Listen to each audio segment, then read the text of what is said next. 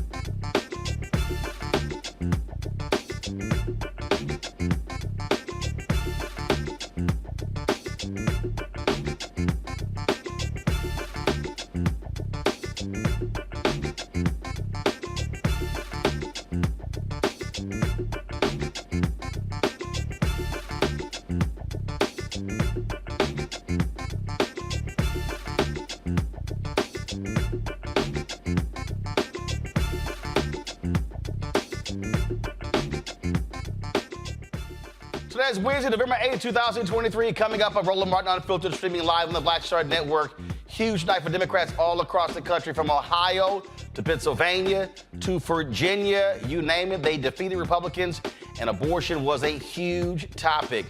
The question is, how does this help President Joe Biden going into 2024? Are Democrats realizing that if they run on the issues and drive their voters to the polls, they can actually win? We got extensive coverage on tonight's show, folks, breaking all of this down. It is time to bring the funk. I'm Roland Martin Unfiltered on the Black Star Network. Let's go. He's got it. Whatever the miss, he's on it. Whatever it is, he's got the scoop, the fact, the find. And when it breaks, he's right on time and it's rolling. Best believe he's knowing. Putting it down from sports to news to politics. With entertainment just for kicks, he's rolling.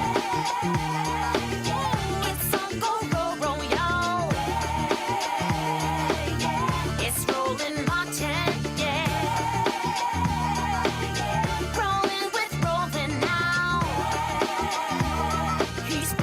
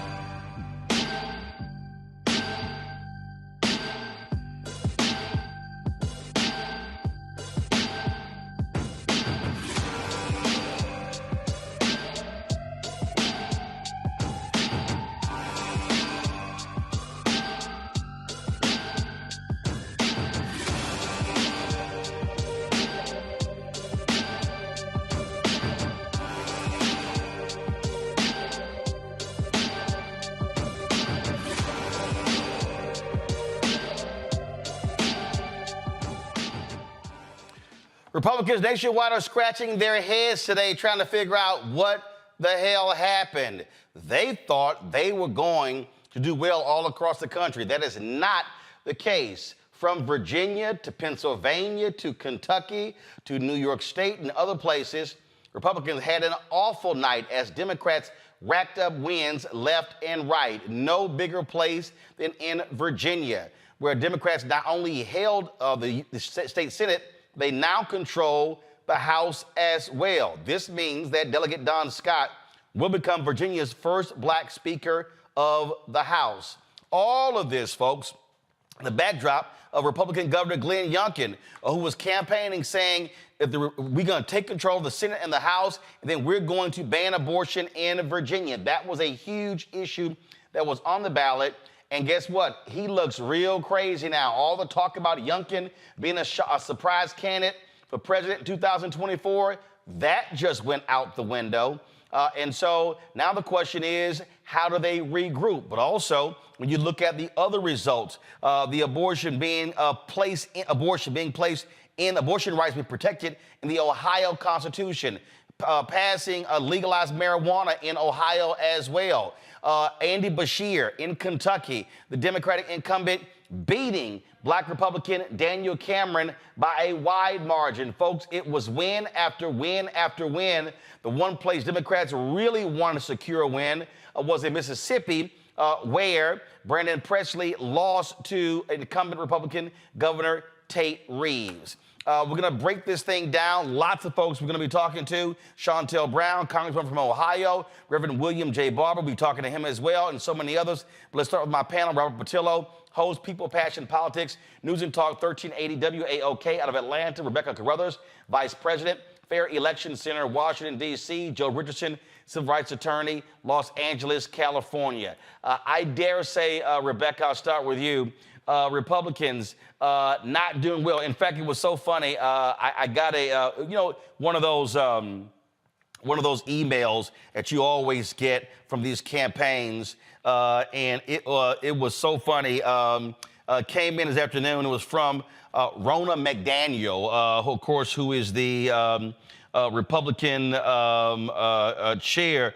I could not help but laugh when I got it because the subject line said, "Are you okay?" And that's why I had to tweet, Ronna, are you okay today? Well, Ronna Romney McDaniel, let's not forget that when she dropped the Romney after Donald Trump called out her relative, Mitch Romney. So here's the thing. Abortion was on the ballot last night in many of the states, but it played out differently depending on if it was a mid-Atlantic southern state like Virginia versus a deep south southern state like Mississippi.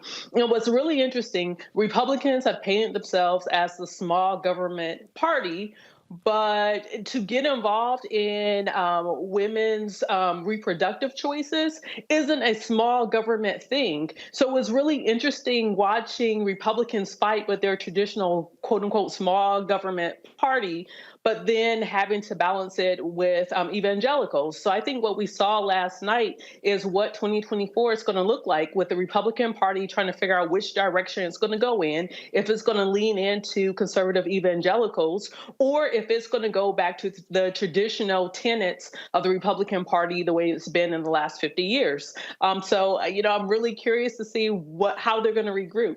I'm curious to see if their strategy is going to be leaked next week when they have their post-mortem to figure out what went wrong, when Republicans should already know going into last night what was going to go wrong, because they went too far on abortion rights in this country and voters aren't having it. Well, look, one of the things that they did, Robert, was they kept saying that we want to leave it up to the states. Okay, there you go. Leave it up to the states. Now they're having to contend with that because not only is it impacting statewide referendums, we saw it last year in Michigan. We see it in Ohio. Now we're seeing it impact their candidates. Earlier this week when the polls came out saying that Joe Biden was losing to Donald Trump, I told people not to worry about it for one reason, that Republicans are continuing to run on this MAGA agenda. And what we've seen over the course of the last decade at this point in time is that it's an unwinnable agenda. There's an agenda that Donald Trump won on in 2016, and then the Republicans lost in all the special elections in 2017. Then they lost the House in 2018. Then they lost all the other elections in 2019. Then they lost the White House in 2020. Then they lost all these special elections and referendums in 2021. Then they lost the red wave in 2022. And now they're losing again in 2023. We're seeing nationwide this MAGA agenda is a losing agenda. It has nothing but a trail of destruction behind it for the Republican Party. And they're going to have to determine with Donald Trump being up 50 points against the other Republican candidates. And they're basically debating tonight for no apparent reason because he's going to be the nominee. What is this going to do to their party going forward? Will they actually attempt to be an actual governing party or simply a party that kowtows to the needs and the whims of Donald Trump? They knew beforehand that the abortion issue was going to be a losing issue in Ohio. They knew this earlier this year when the voters decided that they were not going to approve the ballot initiative that would have made it more difficult for them to change the Constitution. They knew in Virginia that Glenn Youngkin was wrong on these issues and that the voters were not simply going to be motivated by crazy conservative parents raiding schools, talking about school choice to switch the Senate and the House back to them. Glenn Youngkin won that seat as governor because the Democratic Party in Virginia decided to screw over Justin Fairfax and put in Terry McAuliffe, a throwback to the 90s. And that's why Glenn Youngkin has that seat right now. Not because there was a mandate from voters, not because he swept in with new ideas, but simply because Democrats shot themselves in the foot. And the Republicans are going to have to do some real soul searching to figure out what can they do to break away from this extreme MAGA agenda and come back to being an actual governing party. Because at the end of the day, about 30% of the country loves Donald Trump no matter what he does. The other 70% of the country votes against him every single election, and they want to win. They're going to have to find out how to come back to the center and really push forward policies that the majority of American people push forward. And I ask this question, what is their constituency right now? African Americans are not breaking for Republicans because they keep people like Tommy Tuberville and Marjorie Taylor Greene around. Women aren't breaking for Republicans because they're against their fundamental rights and their fundamental choices. Gay people clearly aren't going to be voting for Republicans. Young people aren't voting for Republicans because Vivek Ramaswamy wants to raise the age to vote to 25 years old. Old people aren't voting for Republicans because they keep making fun of Joe Biden for being old. Where exactly do they plan on getting their votes from? And they're going to have to figure that out pretty soon. I got a big kick out of this last night, Joe. This was Sean Hannity just foaming at the mouth, just befuddled by what happened. Watch this. Trying to scare women into thinking Republicans don't want abortion legal under any circumstances. And I go, but Democrats are trying to scare women into thinking Republicans don't want abortion legal under any circumstances. And okay. Here's the problem, Joe. They don't. They literally are talking about a national ban. They've been saying that. Mike Pence was saying that. Today, Ohio Senator J.D. Vance is saying the exact same thing. Democrats aren't scaring women into this. They're stating facts. Yeah, they're stating facts. They're telling them the truth. I mean, really, this is the caboose on a very, very long train, except the train is continuing to go. Go back 30 years ago, Scalia was out of the mainstream. Reagan appointed folks who were out of the mainstream.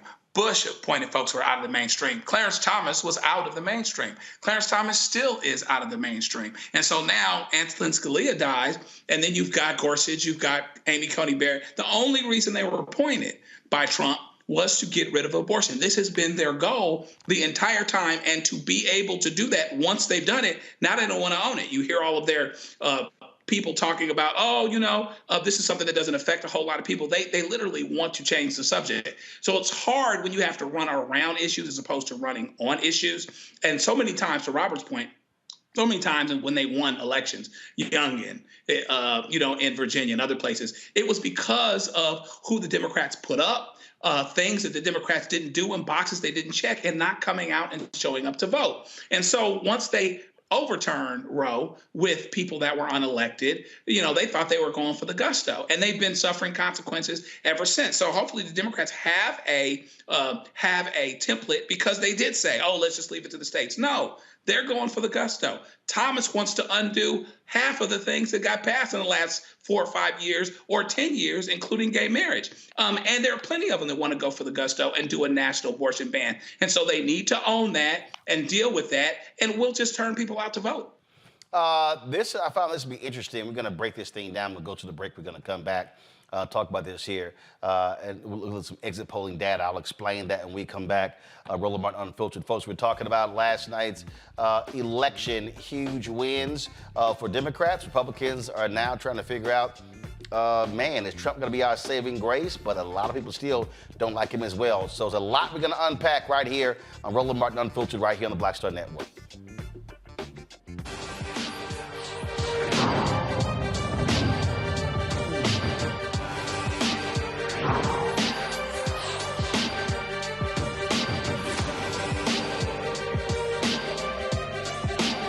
Hatred on the streets, a horrific scene, a white nationalist rally that descended into deadly violence. White people are losing their damn minds. As an angry pro-Trump mob storms the U.S. Capitol, we're about to see the rise of what I call white minority resistance. We have seen white folks in this country who simply cannot tolerate black folks voting. I think what we're seeing is the inevitable result of violent denial. This is part of American history. Every time that people of color have made progress, whether real or symbolic, there has been what Carol Anderson at Emory University calls white rage as a backlash. This is the rise of the Proud Boys and the Boogaloo Boys. America, there's going to be more of this. Here's all the Proud Boys, guys. This country is getting increasingly racist in its behaviors and its attitudes because of the fear of white people. The fear that they're taking our jobs, they're taking our resources, they're taking our women. This is white fear.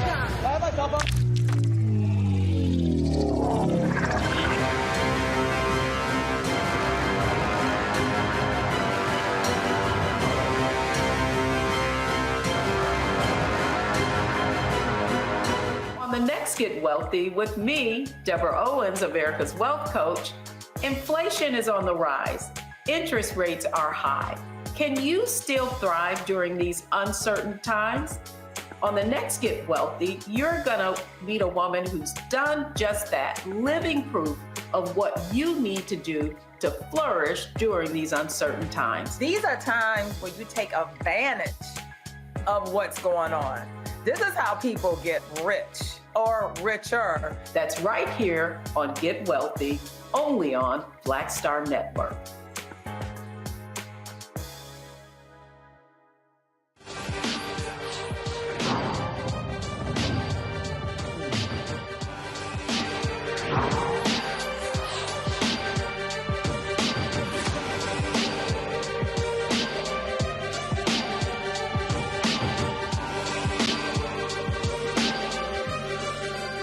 Welcome back to Roland Martin Unfiltered. We're breaking down last night's election. Saw this stat here, found it to be quite interesting, Robert.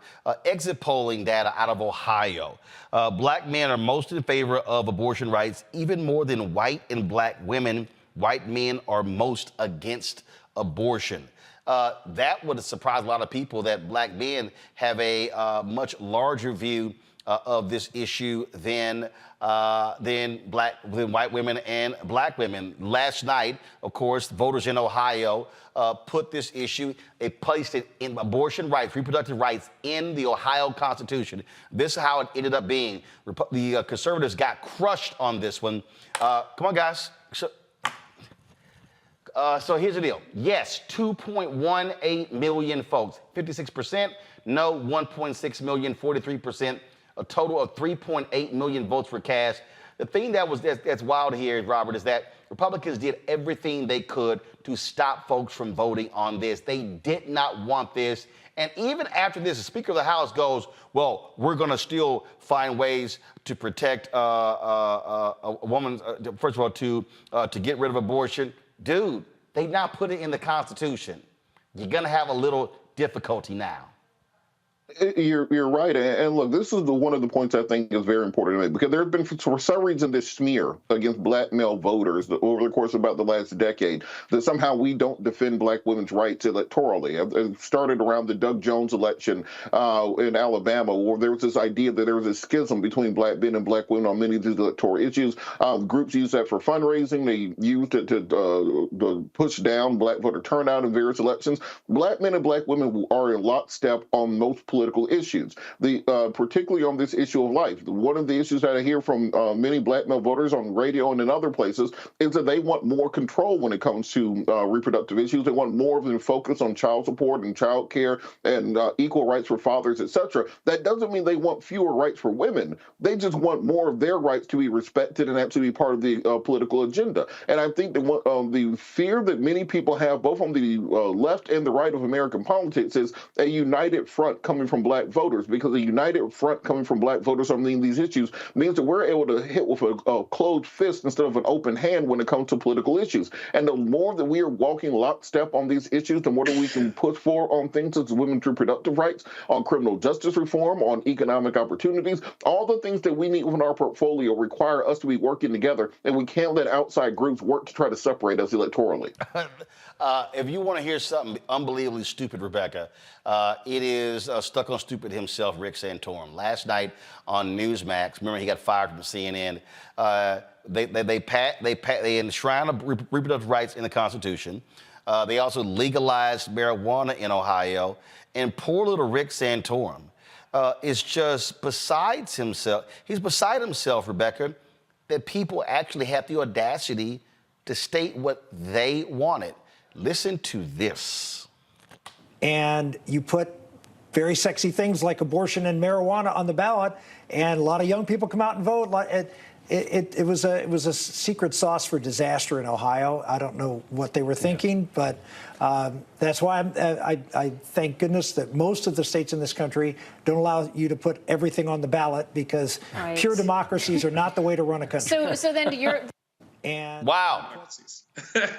Pure democracies are not the way to run a country. So damn you people for stating your opinion. We get to tell y'all how you should actually think and believe. Well, Rick Santorum, you're really going to hate Ohio next year, because guess what's coming to the ballot next year is the right to actually have fair maps. And guess what? Young people, old people, everyone in between is going to come out and vote. They're going to decide if they want to keep having extreme gerrymandered political districts in Ohio, or if they want maps to be fair and representative of the people who live, work, and play in Ohio. So that's what's coming up next, Rick. So sorry to tell you that. But here's the other thing. Issue one was even more than just abortion rights. Issue one was the right for women after having a miscarriage to actually have proper medical treatment. It was also for people in Ohio to have consistent and safe access to family planning needs. So not just having an abortion, but also the right to have access to birth control. And so those are the things that issue one dealt with. And then issue two dealt with, let's figure out fairness. We had so many people locked up in this country because of marijuana possession. And guess what? This country is now saying, hey, it doesn't make sense for marijuana to be criminalized. We need the federal government to act on it. But guess what? State by state, states get to decide if they want marijuana to be used for medicinal use as well as recreational use. So Rick Santorum, guess what?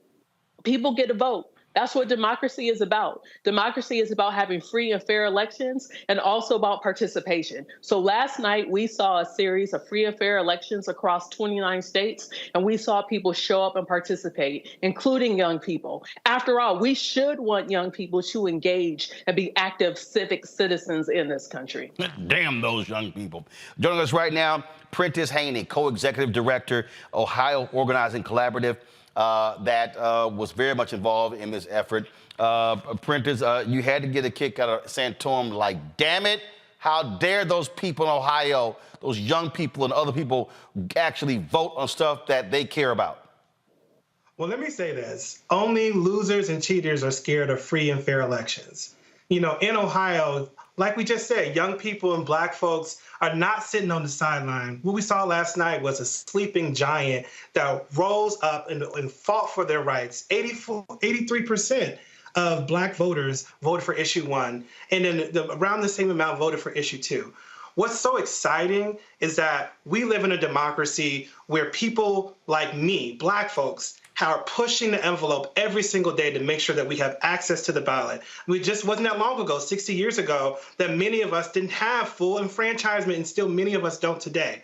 But in our organization, we have formerly incarcerated persons, child care workers, we have parents, teachers, people of faith, students, all black folks who are coming together, and they made sure that issue 1 passed and issue 2 passed, because guess what? The people of Ohio is not the same as the electorate of Ohio. The electorate is something that people like to cheat and lose and steal because they don't like democracy. But guess what? Organizations like the OOC and black folks go out and build an electorate where young people get to exercise their right to vote, where they get to go out and make sure that they actually practice democracy together. And when you build an electorate, you can win.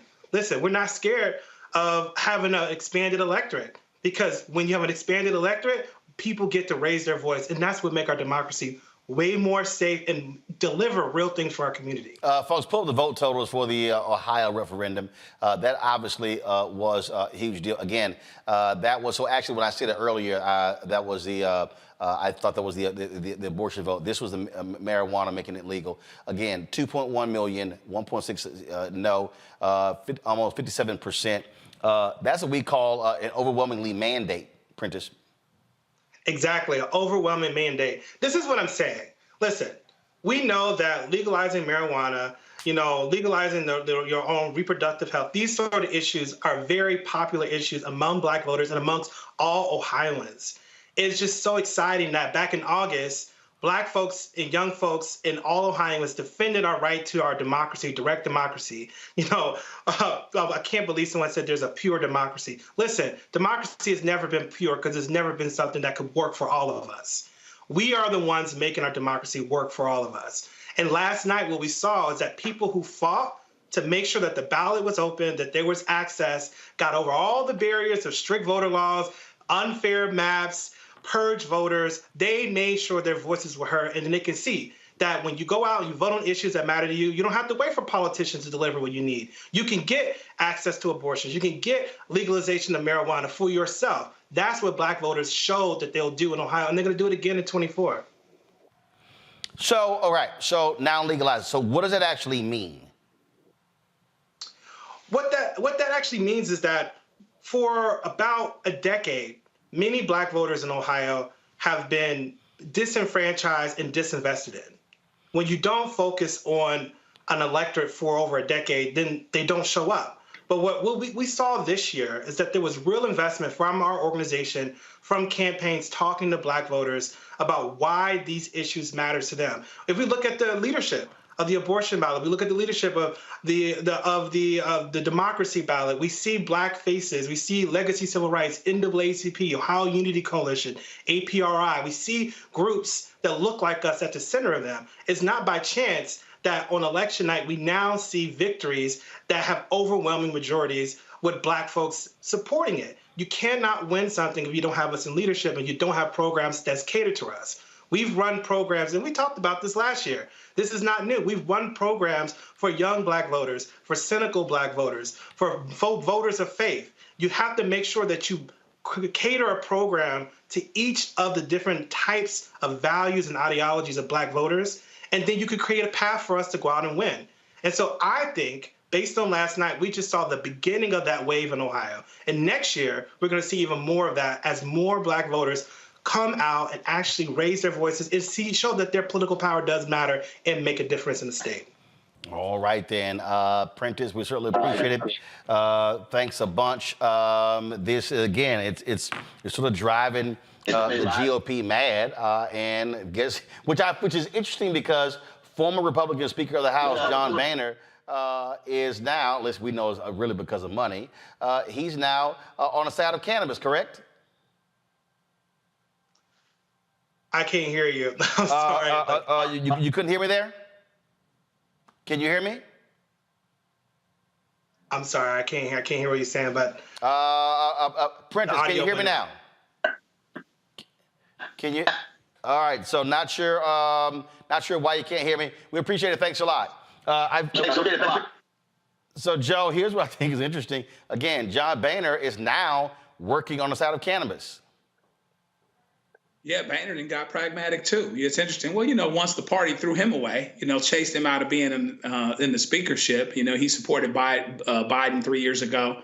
There were some changes afoot even for his life. And then there's probably some kind of incentive, related to that. But at the end of the day, the worst thing that the Republicans can do is to create these issues that, this whole abortion thing was created by the overreach of the Supreme Court. It was created by that. And really, for as good, however I might feel about, the Democratic candidates and, over the years on the national elections, Biden wasn't the greatest candidate. Biden didn't win a primary until the third time he ran, once Jim Clyburn and people my age decided that Bernie Sanders wasn't going to be the guy. See, that's when it changed. And so when you have the wrong candidates on the other side, when there's overreach on the other side, they create an open door. That's what they've done, and they continue to do that. And so even the John Boehners of the world that are pretty conservative get pragmatic, maybe because they see the benefit to that, the benefit that can come to the state. I don't know if he has any personal deals related to any of that or whatever that might be. Hopefully it would be legal, of course. But it makes folks pragmatic because at the end of the day, it makes common sense to not have the law focused on undoing a bunch of folks that are getting long prison terms related to marijuana, something that makes you want to sleep and make you hungry, but not necessarily is going to lead to a whole lot of other things. We have to make a decision on limited resources, what we're going to actually do. And so these are issues that are unifying issues, particularly for young people. And young people, when they come out and vote, they vote overwhelmingly Democratic. I just think it's just really interesting when you look at across the board. There was this prevailing viewpoint that, oh my God, if you look at the poll numbers and this is going to be awful for Biden, things along those lines. One, Democrats are so good at whining, complaining, teeth gnashing, as opposed to focusing. First of all, locking down your people and going to work. We're going to break down what happened in Virginia next. And again, that's what that was about. They took control of the House because they didn't just, we'll see what happens. No, they went out, raised the money, recruited candidates, ran the candidates, and that's how they now control the House of Delegates there. And so we'll discuss that next right here on Roland Martin Unfiltered on the Black Star Network as we examine last night elections all across the country. Back in a moment.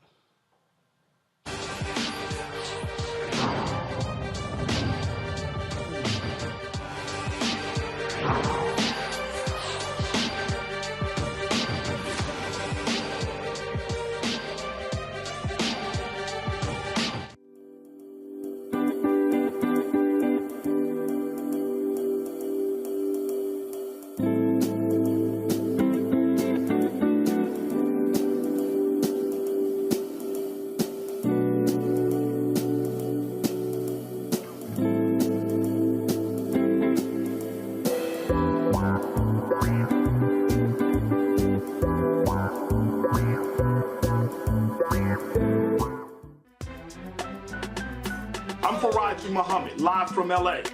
And this is The Culture. The Culture is a two-way conversation. You and me. We talk about the stories, politics, the good, the bad, and the downright ugly. So join our community every day at 3 p.m. Eastern and let your voice be heard. Hey, we're all in this together. So let's talk about it and see what kind of trouble we can get into. It's The Culture, weekdays at 3, only on the Black Star Network. When you talk about blackness and what happens in black culture, we're about covering these things that matter to us, speaking to our issues and concerns. This is a genuine people-powered movement. There's a lot of stuff that we're not getting. You get it, and you spread the word. We wish to plead our own cause Too long have others spoken for us. We cannot tell our own story if we can't pay for it. This is about covering us. Invest in black-owned media. Your dollars matter. We don't have to keep asking them to cover our stuff. So please support us in what we do, folks. We want to hit 2,000 people, $50 this month, raise $100,000. We're behind 100,000, so we want to hit that. Y'all money makes this possible. Checks and money orders go to P.O. Box 57196, Washington, D.C. 20037-0196. The Cash App is $RM Unfiltered. PayPal is R Martin Unfiltered. Venmo is RM Unfiltered. Zelle is Roland at RolandSMartin.com.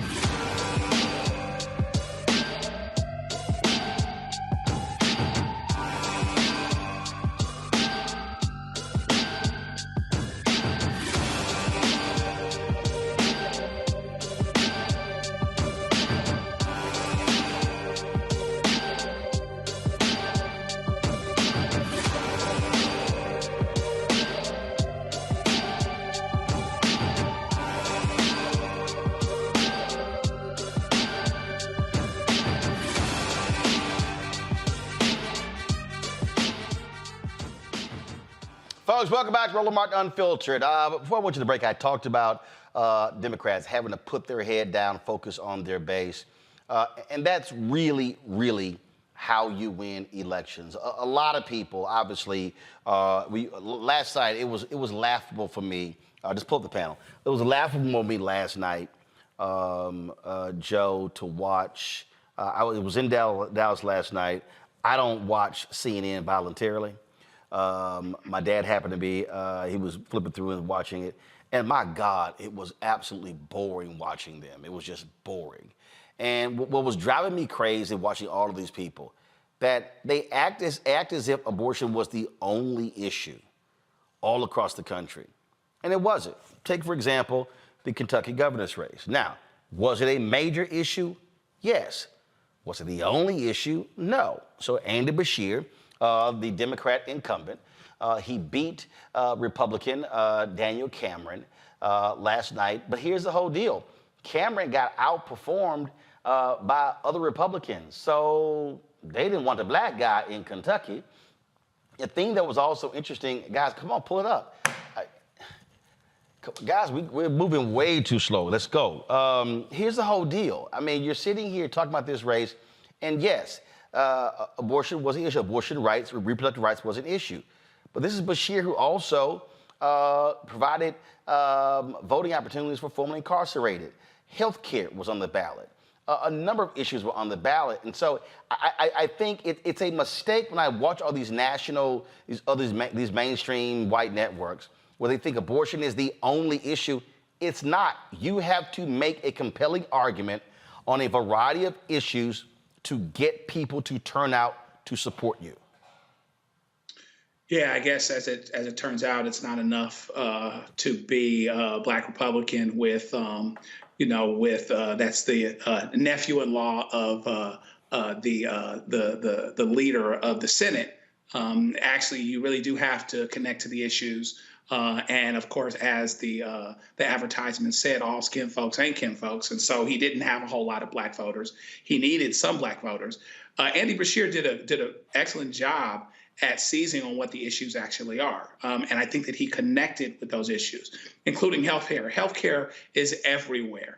Being able to do the Medicaid expansion, being able to let folks know. I think that he is a good example of how to make sure that you connect with your voters, grow the electorate, and move us along in a way that gets more people to the polls and people understand what's at stake and understand what's actually important. He did an excellent job at that. there is an argument, we'll have to see how that goes, that, you know, a lot of Democratic folks that were running for office are a little bit more popular than Joe Biden is. I don't know if that's necessarily going to necessarily pan out, that that's actually the case, but you're running on issues of things that Biden has accomplished and things that you're a part of. And once you really see how that touches your life and you get people to the polls, then you can win. I think Bashir showed that. And I think we have to look and remember, it's not that even before abortion, we Democrats connect, frankly, to most bread and butter, regular folk issues. That's always been the case. That's never changed. It's still the case. We have to continue to connect the dots and let them understand that, and let them understand that we were the ones that passed Obamacare, which was, you know, passed as a term, passed along as a term that was supposed to be negative. You know, we are the ones that are dealing with these things. Look at what's happening with the unions and the big three. Those are Democratic bread and butter issues. And so we have to continue, use that example, use that as a template to make sure that we're connecting with voters and reminding them of who we are, reminding them who is it that actually is helping regular people. And it's going to be Democrats. Robert, Daniel Cameron paid a huge price for his shameful actions when it came to the Breonna Taylor case. This is the Louisville Courier-Journal. They listed 5 takeaways. And they talked about how Andy Bashir expanded the Democrats' he only won by 5,000 votes 4 years ago, how he won in rural places, how he won in the suburban places, but also how he was successful in Louisville. Look, black turnout was a huge issue. That was an issue there. Come on, guys, go to the iPad. Thank you. You see right here, it says, Bashir took 72% of the vote in Jefferson County, Louisville, where the Taylor case unfolded, after winning 67% of the vote in 2019. And again, this is where Until Freedom, Poor People's Campaign, others, they put that pressure, and black folks said, we're going to make this fool pay for what he did in the Breonna Taylor case, and they sure did. I think that's what the mainstream media, for the most part, is not giving enough attention to. You know, of course, the media has an agenda in these cases. They want to make sure that abortion is the #1 issue because there's special interest behind that. But we cannot ignore the fact that criminal justice reform, the treatment of black and brown people, and this movement for black lives was also crucial in this election. Very much Bashir's margin in this election was far larger because of the levels of black turnout that we were seeing. And for my black conservative friends, I tell you guys this all the time. Don't believe these people when they come to you and say, we're going to support you. Don't believe them when they say all you have to do is sell out and do what we say to do. We're going to put money behind you. We'll get behind you in campaign. They never come through at the end of the day. And I think that Daniel Cameron had actually decided when he was dealing with the Breonna Taylor situation to come out strongly, the same way that we saw Keith Ellison do in the George Floyd case. You would have seen a very, very split electorate. You would have had some people in that Louisville area that would have supported him because of that and that alone, and that may have actually bridged that gap. He was going to lose conservative support because of it. He would have gained additional support. So stop listening to these political consultants that tell you that just run on this MAGA agenda, this run to the far right of the electoral process, because at the end of the day, back in those backwoods of Kentucky, those good old boy MAGAs running, flying the Confederate flag, are not going to vote for you. They do not care about your policy, do not care about your party. It's a skin color issue. And if you want to make up that difference, that margin to actually be able to win, you need to build those coalitions to be more of a centrist candidate, and that's what doomed Cameron, and that potentially what doomed his political career going forward. Well, he also learned a valuable lesson. You can get Trump's endorsement, but Trump didn't give a damn about him. Trump didn't even come to the state to campaign for him. The Courier-Journal says Trump had a tele-rally for Cameron on Monday and put out a 2-minute video last week reaffirming his endorsement of Cameron. Daniel Cameron sat there, Rebecca, and he was all in with Donald Trump. And that's where one of his mistakes was, because he thought that was going to put him over the hump. No, player, you got played. To continue with what Robert said, when you are a conservative candidate, if you sell out your Blackness, and Blackness isn't just sold out on issues, but it's when you are inauthentic to your Black experience, the Black experience, and you run away from that, white voters do not respect that.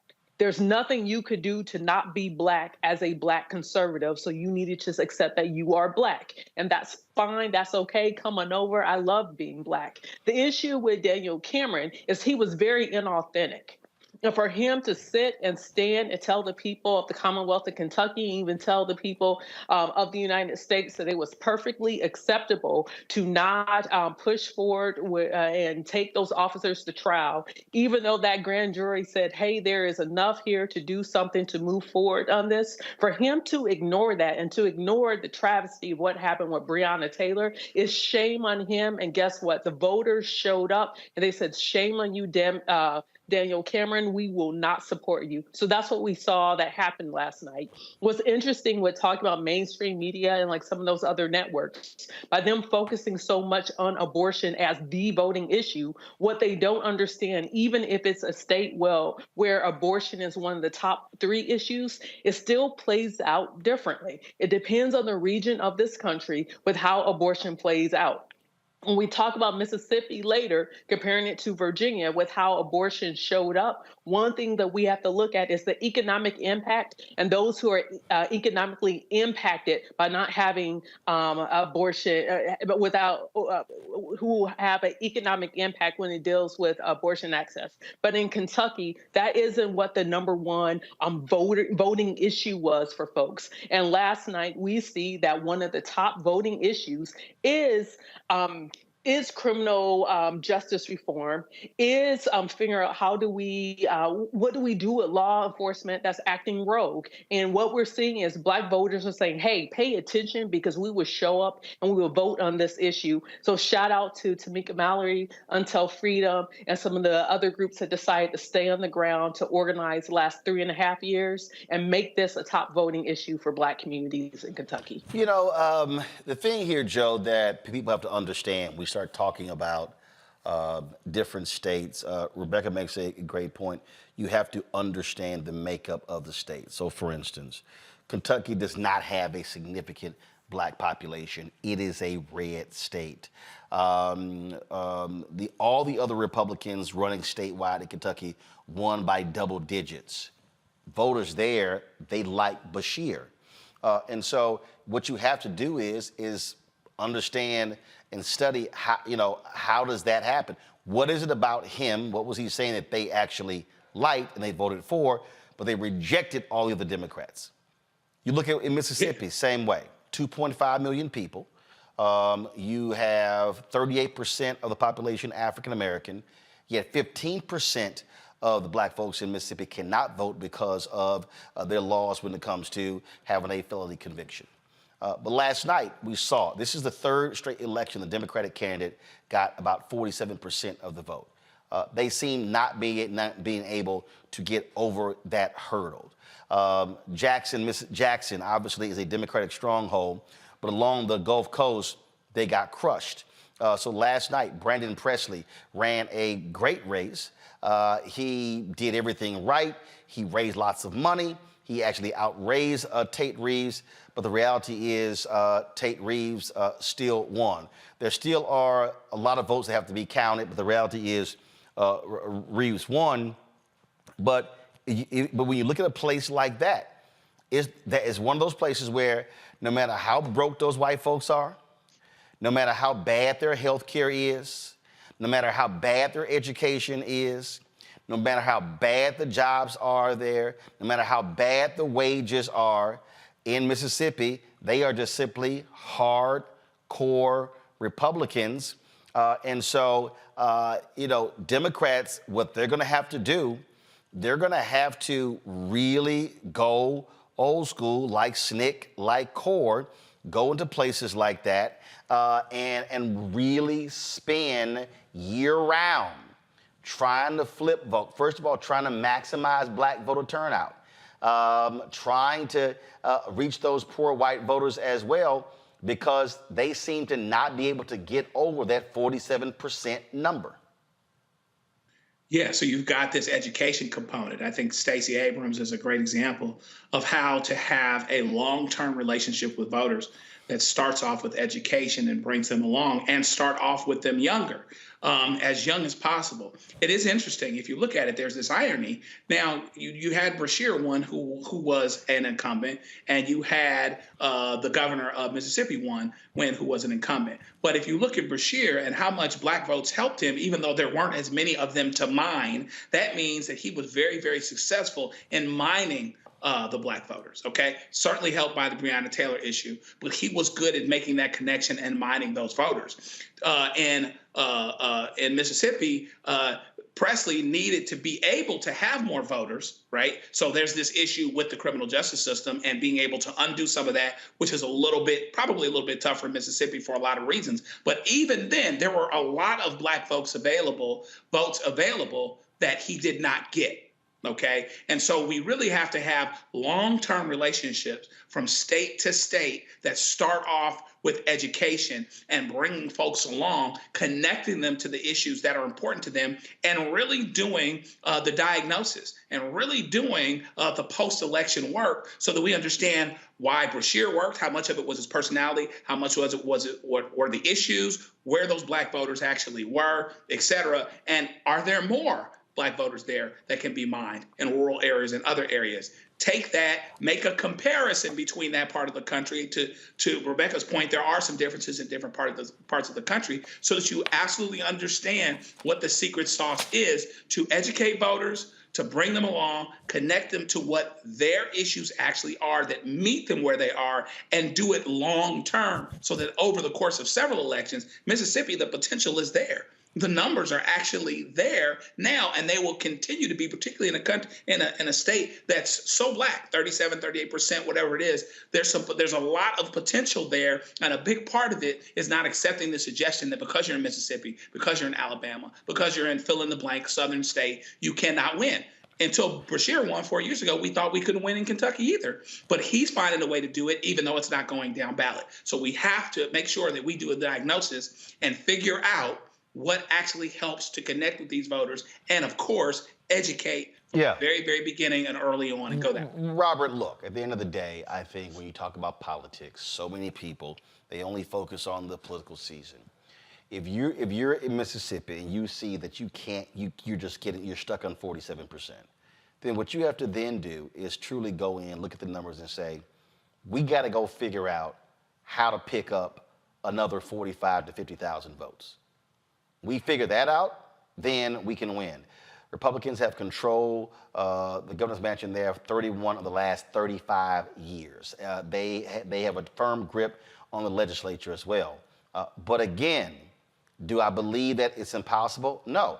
Look, Republicans control every statewide office in Texas, but the bottom line is you've got 900,000 black people in Texas who didn't vote. You had 75% of voters 30 and under in Texas in 2022 who did not vote. You got 2 million eligible but unregistered Latinos in Texas. Texas is 61% minority, yet the people who vote in Texas, 61%, they are white. So what it requires is going to require these billionaires in the Democratic Party to literally say, we're going to have to grind this thing out and go through the slog and do that hard work, going town to town, door to door. And it may take you 2, 4, 6, 8 years, but you can't just only focus on it during the election year. Look, Roland, this is one of the problems with the Democratic establishment. In the last 6 months or so, Donald Trump has been convicted of or found liable for raping Eugene Carroll. He's been found guilty of $2.5 million in fraud from Trump University, $2.5 million in fraud from the Trump Foundation, $25 million in fraud from Trump University. He's facing $250 million in fraud in the current case that he's facing. He has 91 felony counts around the country. He was impeached twice, and we've seen about 3 Republicans call on him to step down and drop out of the race. President Biden had one bad poll. And David Axelrod and all the other Democratic establishments are saying, well, let's throw Granddaddy out the house because he's going to lose. This is just the way that Democrats react to things. Democrats are the most scared group of political people that I've ever seen. In a state like Mississippi, you have to understand who your electorate is. is black people. There are over 100,000 unregistered black voters, or eligible unregistered black voters in the state of Mississippi. You turn them out, you get them registered, you turn them out at Obama 2012 levels, then you can win back. You can make up that 50,000 vote gap that exists there. And when you think about the rhetoric that we have in this country around politics, we have Democrats who want 95% of the black vote, but they are afraid to talk about black issues in any kind of candid way. A decade ago, you could not talk about being pro-abortion in America. You'd have to use all kinds of euphemism, women's rights, women's reproductive health, pro-choice, all these other things. And in 2023, you can just say, I am pro-abortion, and that is fine in American politics. We have to bridge that Rubicon and be able to do the exact same thing for black issues if you want to turn out black folks in those numbers. If you want to get black folks out, you have to run on a strong black agenda that gets those 100,000 people who are not registered. And then after they're registered, you have to get them to the polls. You need to be talking about strong criminal justice reform. You have to talk about pardoning the victims of mass incarceration. You have to talk about direct economic benefits for black folks. You have to talk about reparations on the state level in a state like Mississippi. That's what gets people turned out. All right, hold tight 1 second. We come back. We're going to talk to Congresswoman Shontel Brown about what happened in Ohio. And even though they lost big, boy, Republicans are still saying, well, that really wasn't the intent of what happened last night. Dog, y'all lost. They do not like taking L's. You're watching Roland Martin Unfiltered right here on the Black Star Network.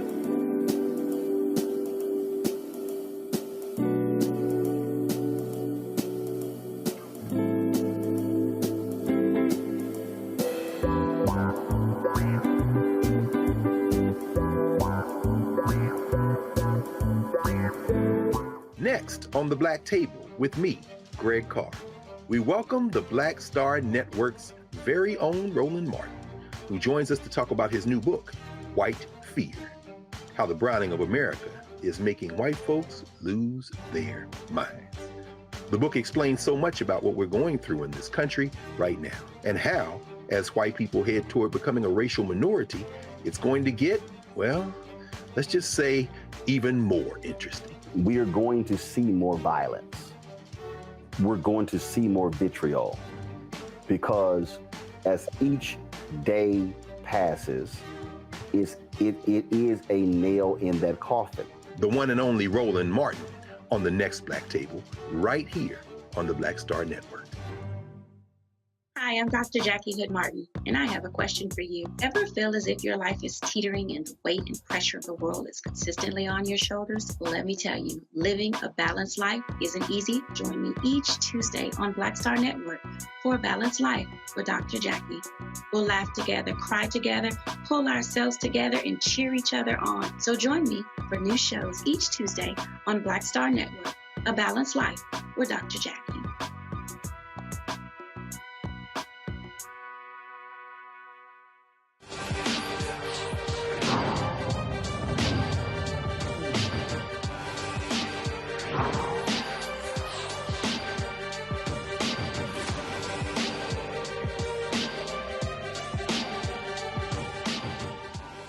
Last night, voters in Ohio affirmed in their constitution reproductive rights. Boy, Republicans in the state still are not happy. They've been doing everything they can to stop them. So 27 members of the Ohio legislature literally put out this press release, and it's quite confusing. They said, unlike the language of this proposal, we want to be very clear. The vague, intentionally deceptive language of issue 1 does not clarify the issues of life, parental consent, informed consent, or viability, including partial birth abortion, but rather introduces more confusion. This initiative failed to mention a single specific law. We will do everything in our power to prevent our laws from being removed based upon perception of intent. We were elected to protect the most vulnerable in our state. We will continue that work. Joining us right now, Congressman Shantel Brown of Ohio. Congresswoman, I gotta say, they can't take an L. They like, I mean, last I checked, they literally said, we're going to put the right to reproductive rights in the state constitution. They think they're bigger than the state constitution. They do. We are, and thank you for having me, first of all, Roland. And Ohio had an incredible night. It was a big win for Ohioans, a big win for women, a big win for families. What it actually did do, in case there's some confusion around what the Republicans were trying to conjure up, is it restored the law of the land as it was when Roe versus Wade was the law of the land. It eliminated the extreme abortion ban that had no exceptions for rape or incest. And it also made it possible for doctors to provide emergency care for miscarriages without fear of the government interfering or being criminalized. And last but not least, that didn't get a lot of attention, was it maintained access to birth control pills, contraceptives. So that's what issue 1 was about. Now, the bottom line is, it keeps politicians and elected officials and the government out of the doctor's office and allows people to make their own personal medical health care decisions. That was it. Well, one of the reasons why they are so obstinate is because of political gerrymandering. And they have been fighting that. Voters in the state made clear when it came to drawing the lines, they were kind of like, yeah, we don't care what y'all think. So guess what? That's now going to be on the ballot next year. That's right. That's right. So Ohioans it's been a very gerrymandered state, as we can see from the results from last night's election. In the words of our former party chairman of the state, Ohio is more rigged than it is red. And that was demonstrative in the numbers as it relates to issue 1 and issue 2.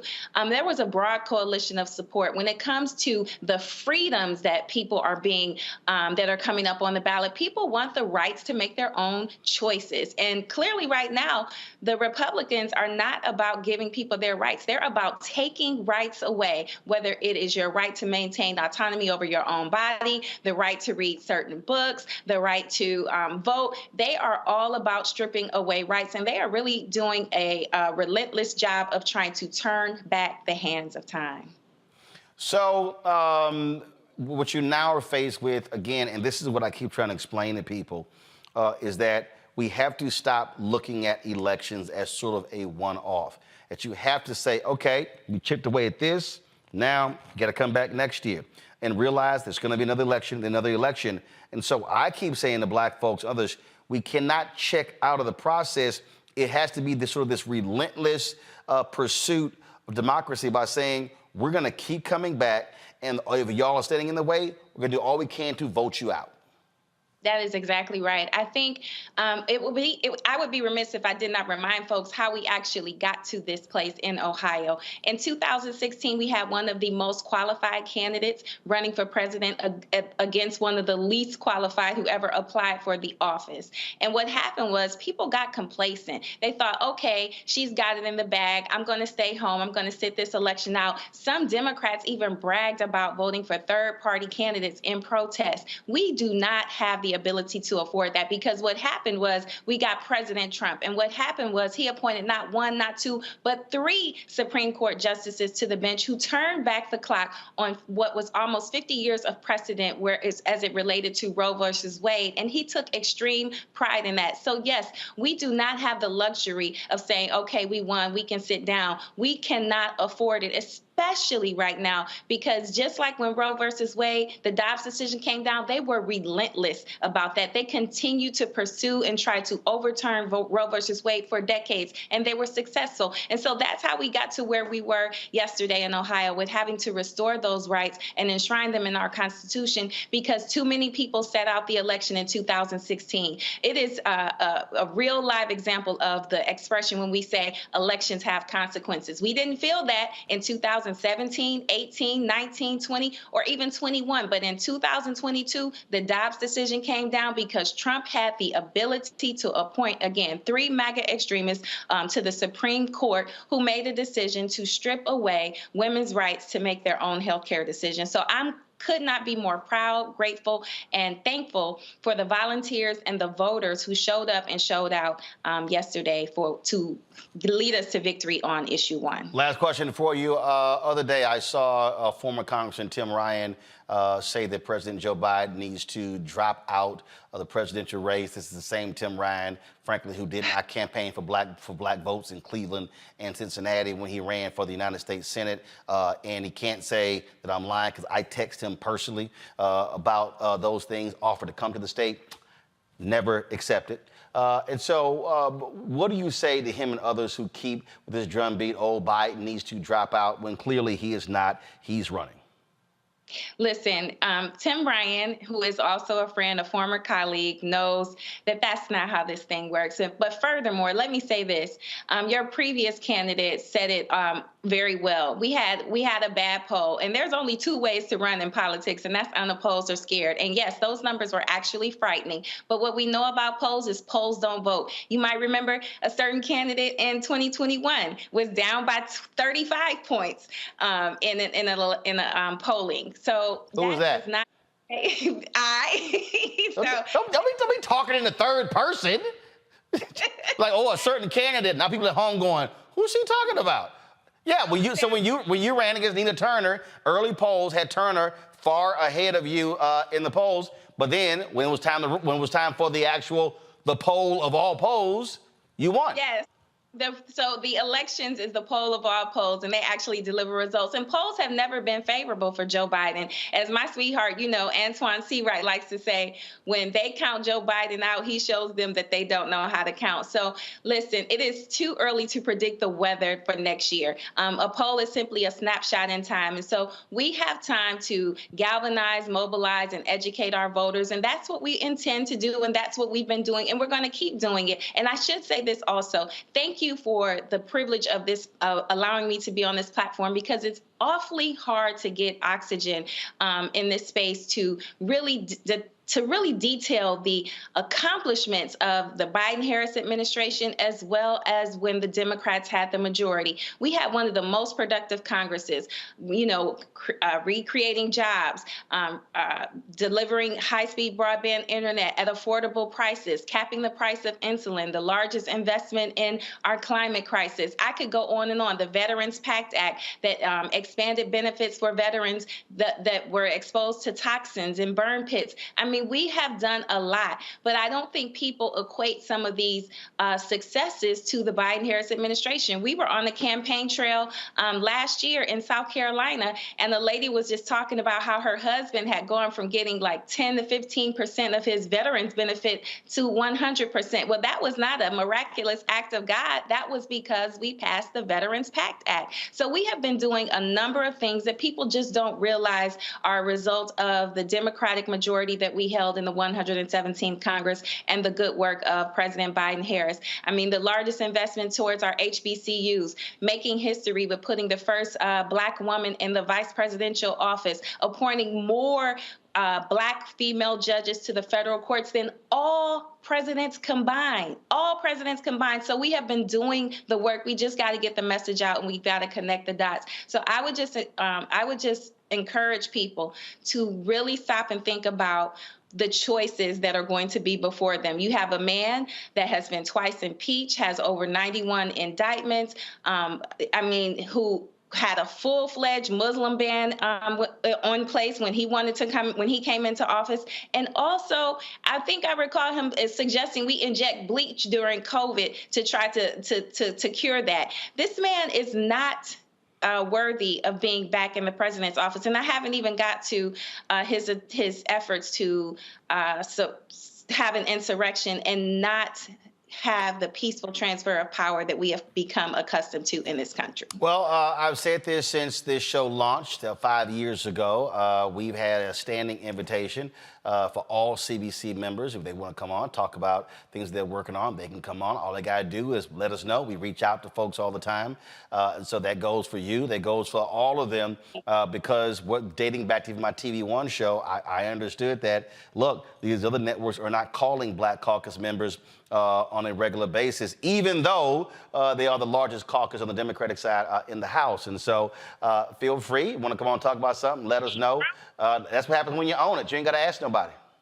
Thank you. Well, thank you for the privilege. Thank you for having me, and keep doing what you're doing, Mr. Martin. Your voice is so critical, so very important, and so valued. So thank you, and I will certainly accept that invitation. It's been a pleasure to be on, and I again thank you for the opportunity. Now, I'm Roland, Mr. Martin, my daddy. I'm Roland. All right, Roland. All right, appreciate it. Thanks a lot. The events too. I appreciate it. Thanks a lot.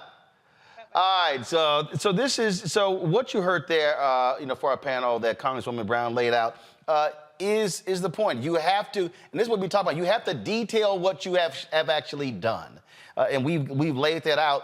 The Biden-Harris team, they've now got a year to do that. The polls are giving you an indication. People are sort of leery where they stand. Now is when, Rebecca, now is when you get to work. Now you see where you are weak. You see where your tough spots are. And now you begin to attack it. I have been saying on this show, for me, one of the weaknesses in the Biden-Harris administration, I rarely see any black men being out here talking about the various issues.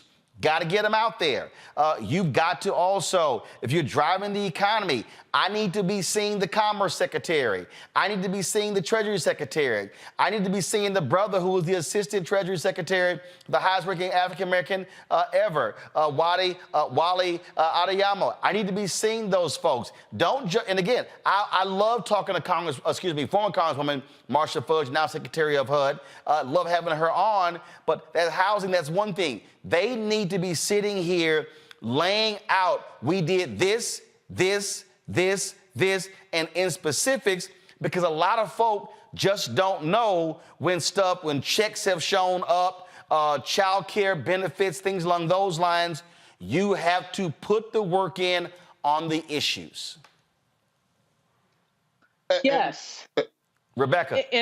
Go ahead. Yes, and I want the Biden administration to also understand that last night is not a predictor of what's going to happen in 2024. Don't just think that abortion and those types of issues is what the Biden administration should spend the next 12 months talking about going into next November. But like you said, speaking specifically on the issues. And when you have black men out and talking about the accomplishments of this administration, I very much respect Congressman Clyburn, but it shouldn't be our elite black men in this country. It should be everyday black men who could talk about everyday issues. And the reason why I'm saying that is right now there is a vacuum for that. That's the reason why when you see Ice Cube talking about his agenda, it's the reason why it actually has air, because there is a vacuum and that voice is needed to talk about everyday issues that doesn't show up in a shiny Democratic Party package. So we need to see more of that going into next year, because the Biden administration absolutely need black men to be informed with what's going on, as well as engaged and then talking to one another. It's not good enough just to go to the barbershops. Unfortunately, a lot of my white colleagues who work in different campaigns seem to think that is a cheat code all of a sudden. It is not a cheat code for you. If this is your first time in a barbershop, they ain't listening to you. So we need to see more everyday black men who are engaged, and that's something that the Biden administration has time to do in the next 12 months. You know what? So, Joe, I'm sitting here.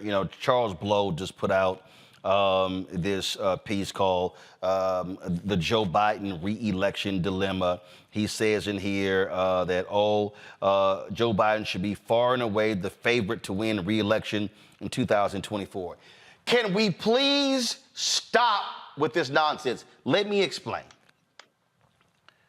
We have had close elections. In close elections for the last several elections. Republicans have not been winning the popular vote. So we can go to 2020, 2016, 2012, 2008, 2004, 2000. We can look at the numbers, okay? And so we are a fractured country. We already know that when we talk about the election, really comes down to 5 or 6 states. Right now, we can say that the 2024 election, Florida is off the map. Democrats have been horrible there. Florida is no longer a battleground state. We can say Georgia, Arizona, Michigan, Pennsylvania, Wisconsin, those 5. Now, I won't say Colorado. Not gonna say New Mexico. What'd you say, Rebecca? Arizona, North Nevada. Carolina. We still got to look at North Carolina. Okay. Nah, no. Is that Supreme Court race? Okay. I'm not gonna put North Carolina in that column until Democrats actually start winning there. Okay.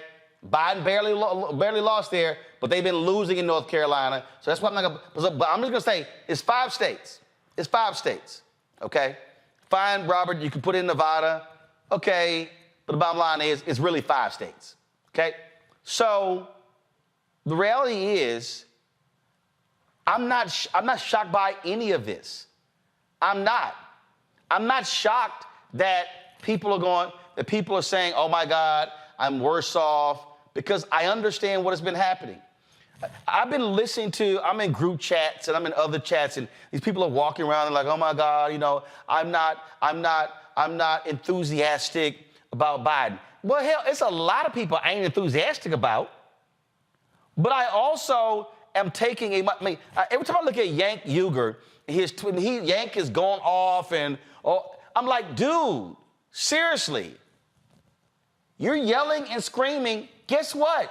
You're yelling and screaming on Twitter ain't gonna solve jack. I'm like, Yank, guess what? Trump is gonna be the nominee. Biden is gonna be the nominee.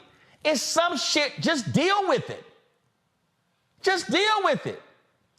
To me, this is sort of like going to the car dealership, and they come back and it's like, all right, your transmission, your engine, your lights.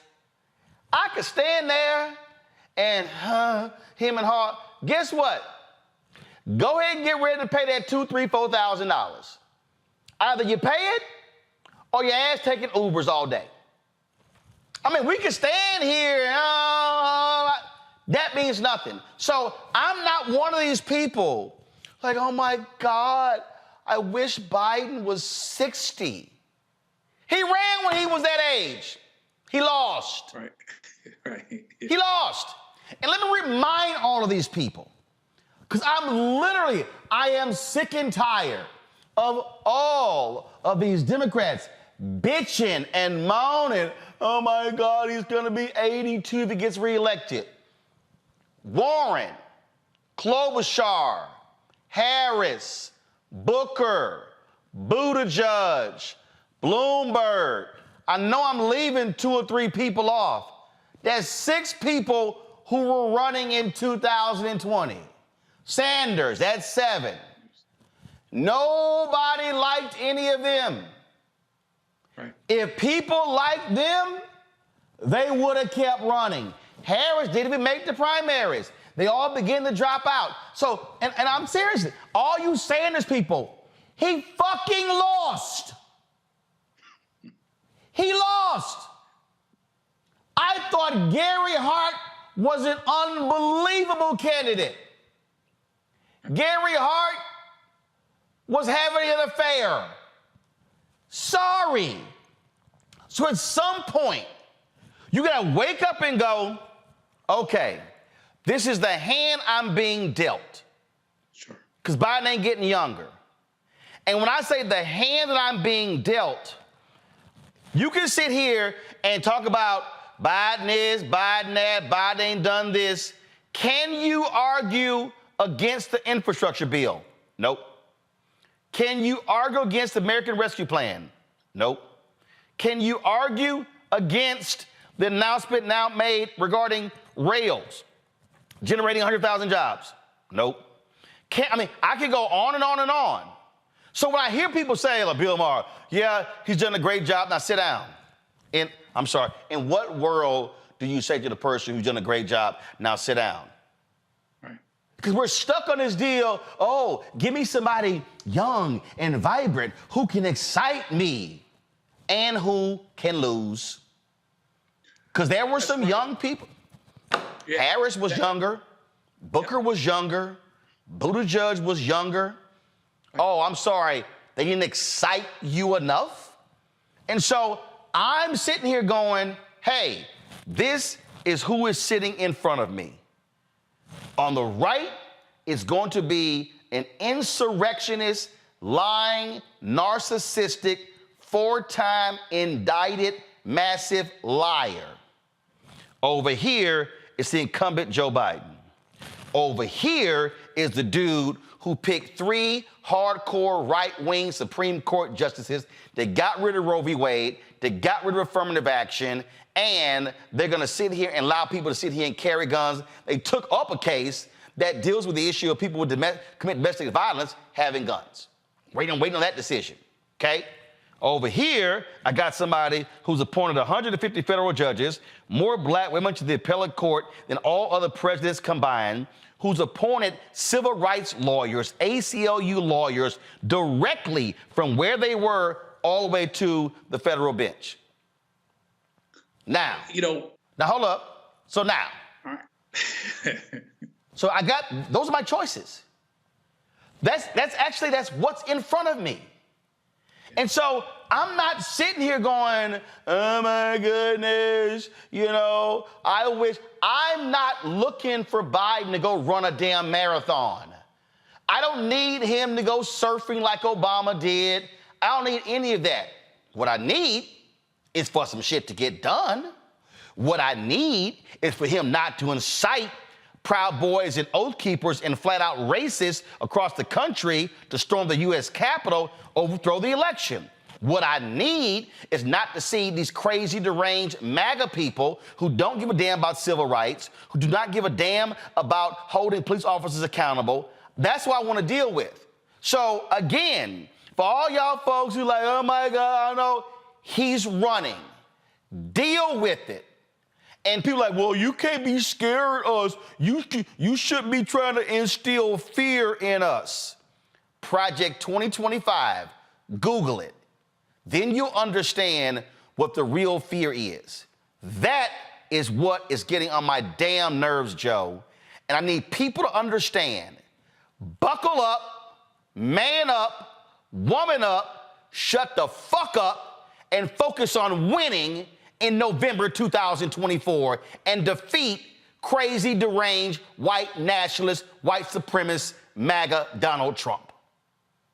Well, what's interesting is not only in spite of, but because of everything that you said, it guarantees that elections will continue to be close. In 2000, if the election ended in Florida, but if Al Gore had won Tennessee, then Florida would not have been in play, would not have been determinative. 2004, the difference was Ohio and Ohio only. We know what happened in 2008. 2012, supposedly Barack Obama was behind, but he comes back. 2016, some folks stayed home. Even Donald Trump had the plane warmed up, didn't think he was going to win, thought he was going to get on the plane and be out, and we got lax. And so even in the best of times, you have a very, very divided electorate, and a lot of folks are going to vote sight unseen. And so therefore, it's about turning your folks out. Here's the good news. We can run on actual records. We don't have to hypothesize about what Donald Trump would or wouldn't do. Let's talk about what he actually did the last time he was in office. Let's remind folks of the debacle surrounding COVID and how many people died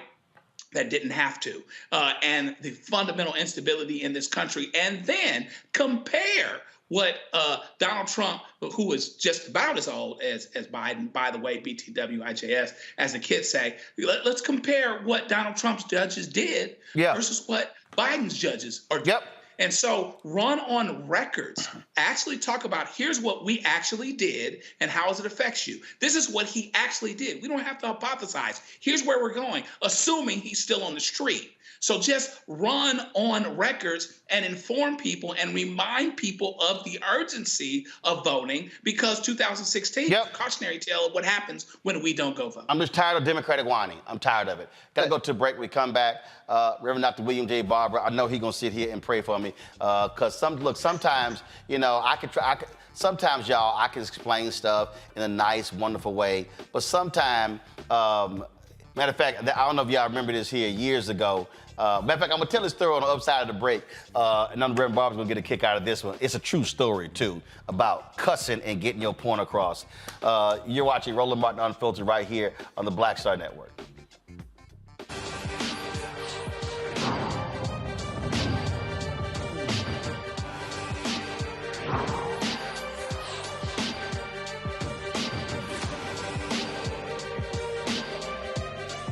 I'm Dee Barnes, and next on The Frequency, we have griot, performance artist and author, writer, singer, and composer, Queen Mother Nana Camille Yarborough. Please join us for an incredible conversation of knowledge, wisdom, and power of the elders. I'm a perception changer. You're a rearranger. You're a mind evolver and a problem solver. You're a beast eater, a soul excreter, a void filler, and a bile spiller. You are a thought warmer, a plan former, a power orchestrator, and a tongue translator. Right here on The Frequency on the Black Star Network. On the next Get Wealthy with me, Deborah Owens, America's Wealth Coach, inflation is on the rise. Interest rates are high. Can you still thrive during these uncertain times?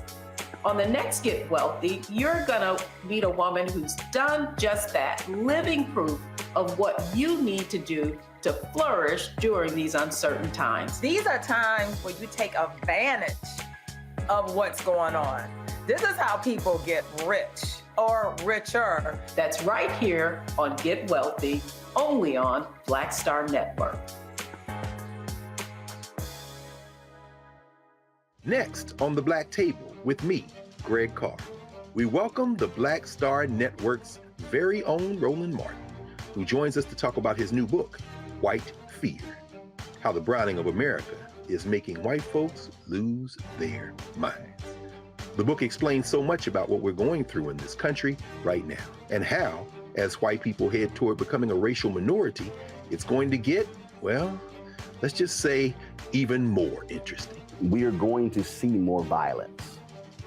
We're going to see more vitriol, because as each day passes, it is a nail in that coffin. The one and only Roland Martin on the next Black Table, right here on the Black Star Network.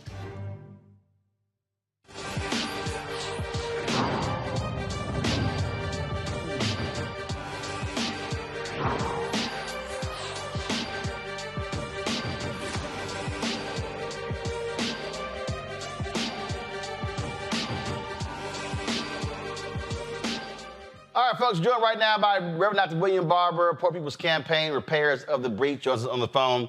Reverend Barber, years ago on Nightline, I was watching Nightline. It was hilarious. They had Ice-T and Dr. Alvin Toussaint on. And Ted Koppel said, Ice-T, what about the language in rap? And Ice-T said, well, you know, Ted, he said, black people are different from white people. He said, so our intentions are different. He said a white person will say, Johnny, put that knife down. Put that knife down, Johnny. He said a black person say, Johnny, put that goddamn knife down. He said, it's emphasis, Ted. And Ted Koppel goes, Dr. Toussaint, your thoughts? And Alvin Toussaint, Harvard, all that. He goes, well, you know, Ted, Ice-T got a point. You dang already got a point. And anybody that doesn't know there comes a time for harsh language and strong language doesn't read the prophets or Jesus. You know, when Jesus saw a fig tree producing, fronting like it was really a fig tree but not producing, he damned it. And, you know, the prophets would often say very straightforward things, different than cursing and profanity. And I hear you saying there's a frustration. Listen, How do you win in politics? You got to go get the votes. And it's two ways you go get votes. You either let people know what you have done, and then you let them know, if you give me another term, what I'm going to do. This is what I've done. This is what I'm going to do. You know, you talk about North Carolina. I want to issue one slight correction. Folk that lose in North Carolina lose when they don't run on issue. We've had a governor, a Democratic governor in North Carolina since 2016. How has he run? He's won 2 terms because when he ran and said, if you elect me, I'm going to do Medicaid expansion, I'm going to raise wages, I'm going to protect voting rights. When you run and you only run on law and order and stuff, run away from that, you lose in North Carolina. When the maps were fair 2 years ago, this last term, North Carolina went from 10-3 to 7-7. And poor and low wealth voters made this flip in those key races. We went from 10 Republicans to 3 Democrats to 7-7. How did Berkshire win? Don't let people tell you it was just abortion or not. Go back to 2018.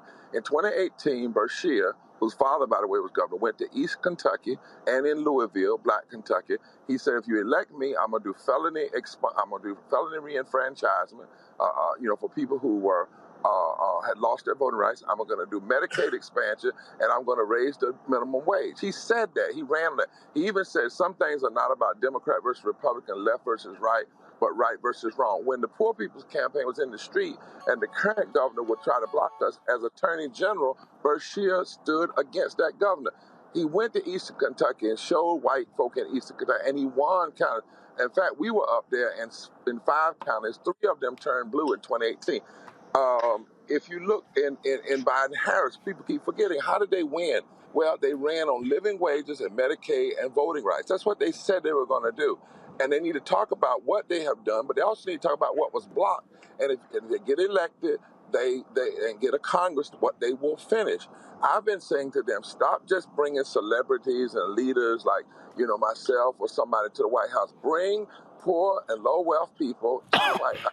Yep. Whom your policies have lifted and impacted. Let them know what you've done, then tell them what you're going to do, and let them be your children, because there are 60 million, listen to this, Roland, there's 60 million poor and low wealth voters in this country. 27 million voted in the last election, 39 million didn't. There's not a state in this country where poor and low wealth voters don't make up at least 33% of the electorate. And in most states, if just 20% or less in those states would be mobilized, not 30, not 40, just 20%, around an agenda, whoever got those votes would win. So how in the hell can you really say you want to win if you're not just working hard for those votes, telling for what you've done, what the blocks were to what you wanted to do, and if you give me another term and the Congress I need, this is what we're going to get done.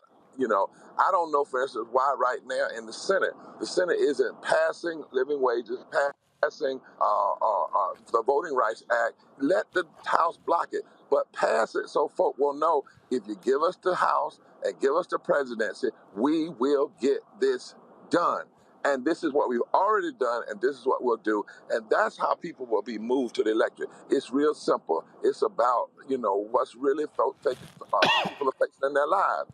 And lastly, Roland, we got to talk about life and death. Life is on the ballot. Poverty is the 4th leading cause of death in this country.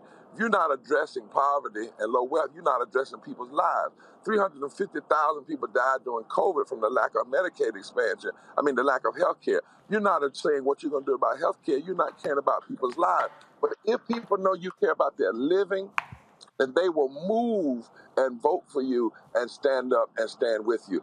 That has to happen in this cycle. Well, what you laid out, I think, is critically important, but it's also, when we're talking about being on the ground, we're talking about really focused. You and I talk all the time, and it's not this silly, normal, and I'm gonna say it, too many dadgum civil rights organizations want to have personality-driven rallies as opposed to educating people. When we were in Virginia, helping the Virginia House Democrats. After the 5 events we did, people would come up to me and they would say, well, man, what can we do? I said, because it was like alphas and it was deltas and AKAs and other. I said, listen, stop trying to cover the whole doggone area. I said, go pull the data, find out the 5 lowest voting precincts, and then each one of y'all members of the Divine Nine take one precinct. I said, take one precinct. I said, stop trying to do everything. I said, so if you take the 9, say, let's take the lowest 12, Divine Nine, Eastern Star, Prince Hall Mason, and the Links. Those 12 organizations, I said, just focus on one. You may very well increase in that particular district anywhere from 3,000 to 5,000 votes. And here's what people don't understand. Last night, even though the Democrats won the Virginia House last night, I went through the data, Reverend Barber, and what it showed is that when you start breaking down some of those numbers, they could have picked up an additional 4 or 5 seats, and they lost those seats, won by 173 votes, up us to 1,300. So if we focus on that, we can win elections, but this old school just get together and just make a bunch of noise. No, you got to grind this thing. You got to go touch the people. You got to talk to the people. You got to educate the people. You can't go to them and say, well, vote because Harriet Tubman got away from slavery and vote because you got to show, first of all, have the agenda right.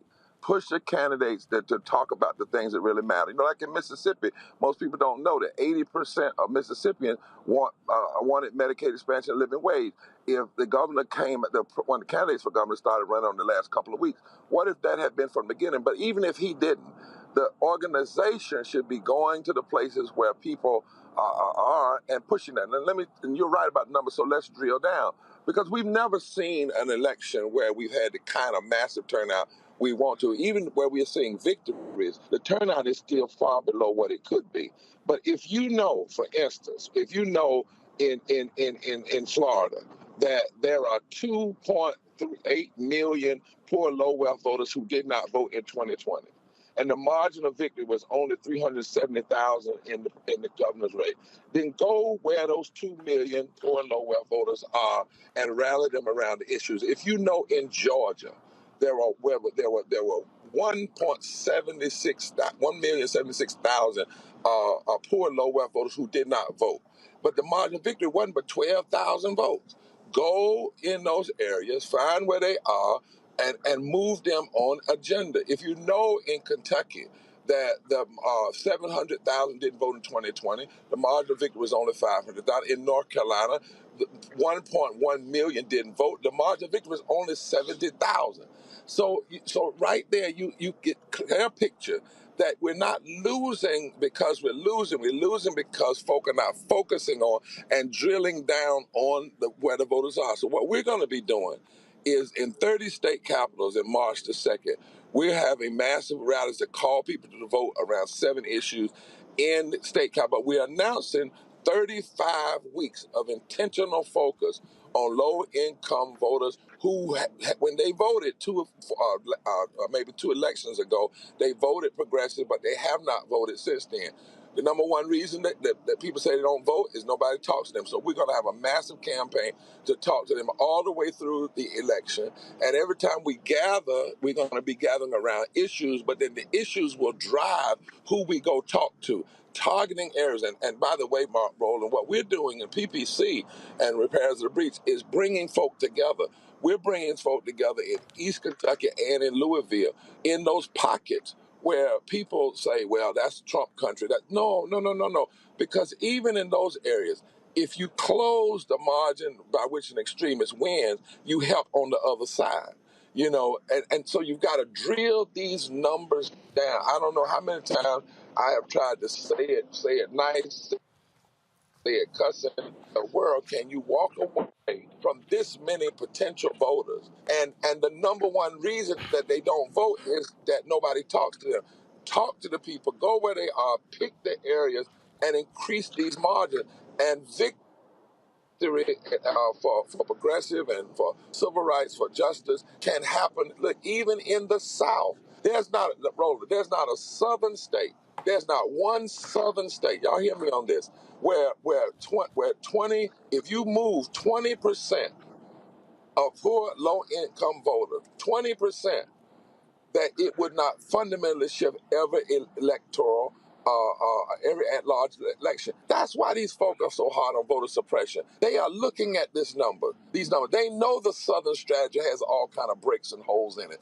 And for the life of me, I don't understand sometimes why, as you say, folks are continuing to just do the old school, the celebrity-driven, just do a door knock, tell folk to vote because folk died for it in the past. No, tell them to vote because of how they need to live in the present and what's happening right now, and go target in those areas. But we can't be bougie now. We can't just go get the folk that normally go. And you can't, after the election, when they put up, 90% of the black folk voted for a candidate. No, that's 90% of those who voted. Right. It's not 90% of our people.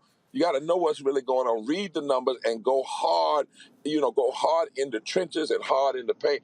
And lastly, you've got to mobilize the folk in those communities that go hard. It's one of the things we're trying to do is make sure that if you're going in communities, you don't go into communities with people who never go in the community. You raise up and build leaders from within those indigenous communities so that they can become the ones who inspire others to move. Well, that's why I don't know why the White House keep playing game with this, but this is why they need to stop trying to just invite you, accept that invitation, bring poor affected people and have Biden meet with them. He can talk about his existing policies, but I'm tired of this whole deal where you only talk middle class, Scranton. No, it's a bunch of poor people. It's a bunch of poor working class people. People out here trying to make ends meet, they need a voice too, and they've been messing around for 3 years not wanting to have that meeting.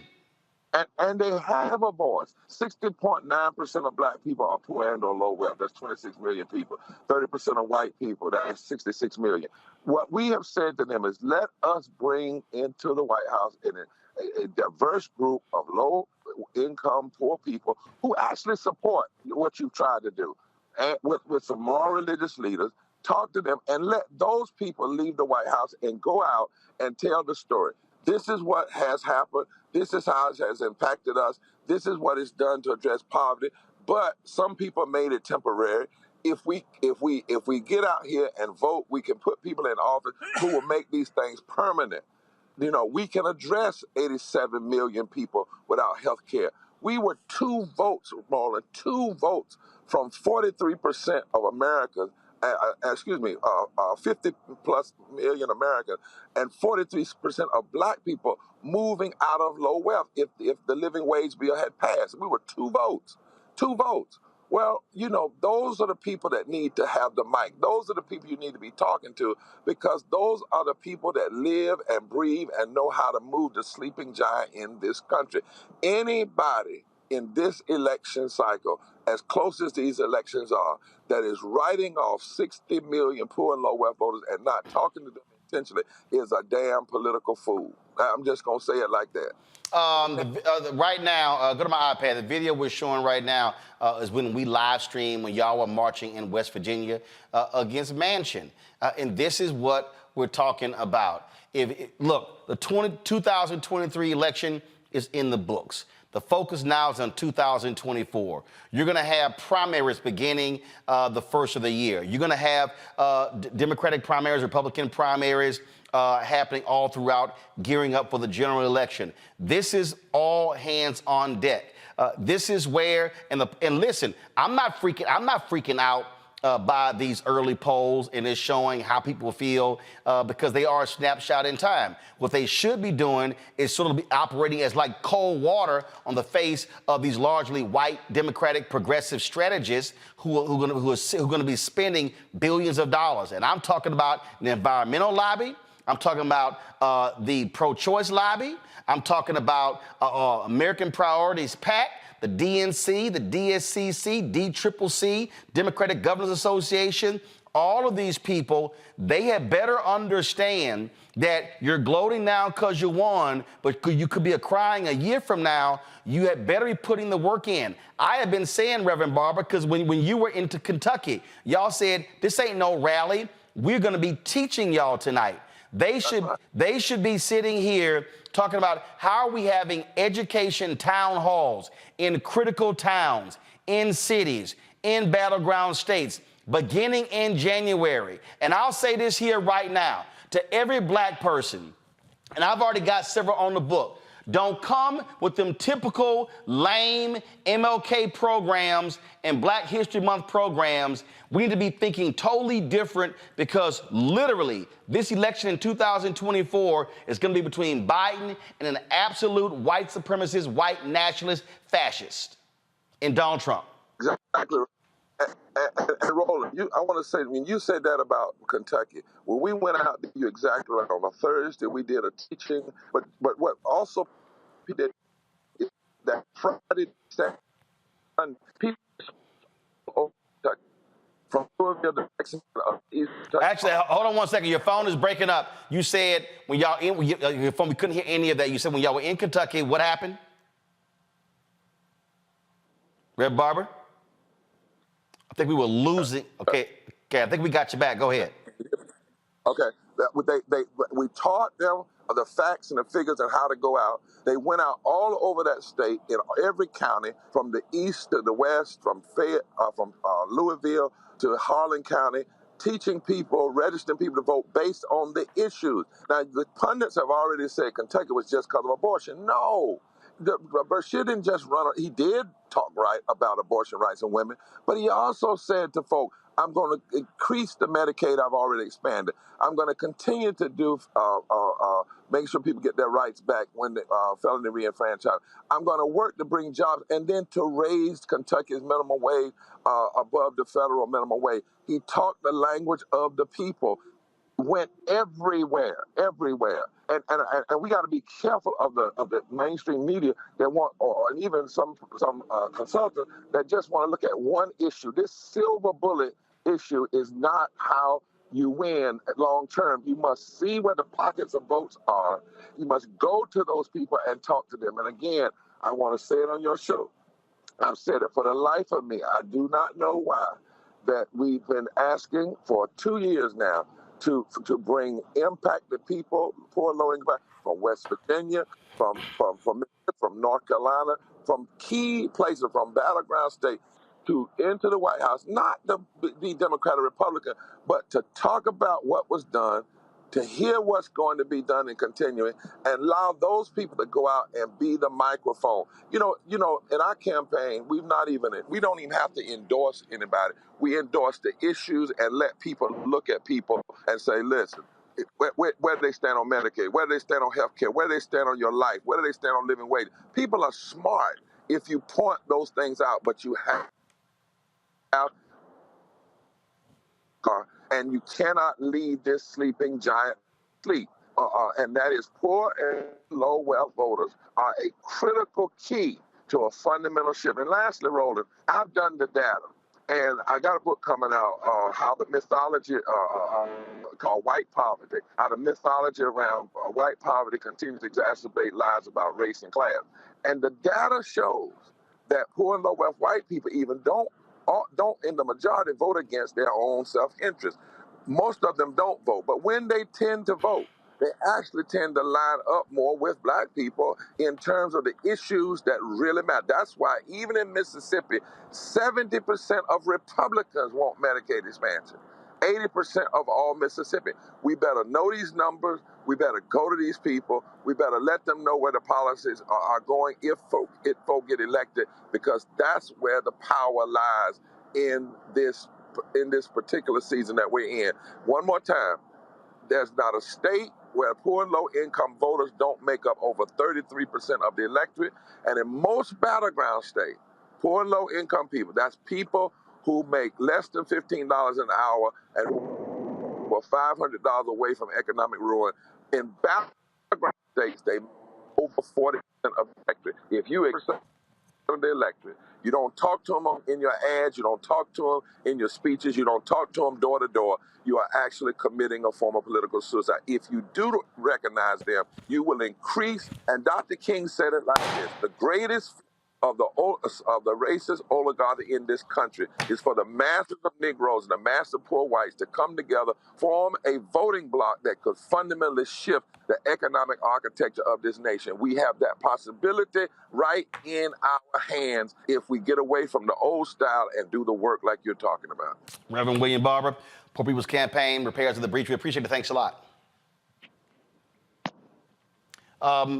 Final comments from our panel. At the end of the day, Robert, again, the work begins now. I always say the end of the election is the end of one. The election is the end of one process, and the beginning of another.